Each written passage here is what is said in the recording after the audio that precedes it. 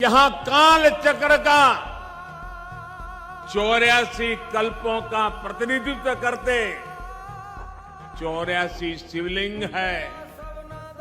यहां 4 महावीर है, 6 विनायक है, 8 भैरव है, 8 मातृकाएं हैं, 9 ग्रह है, 10 विष्णु है, 11 रुद्र है, 12 आदित्य है, 24 देवियां है और 88 तीर्थ है।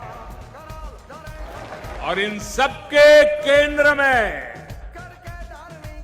राजाधिराज कालाधिराज महाकाल विराजमान है।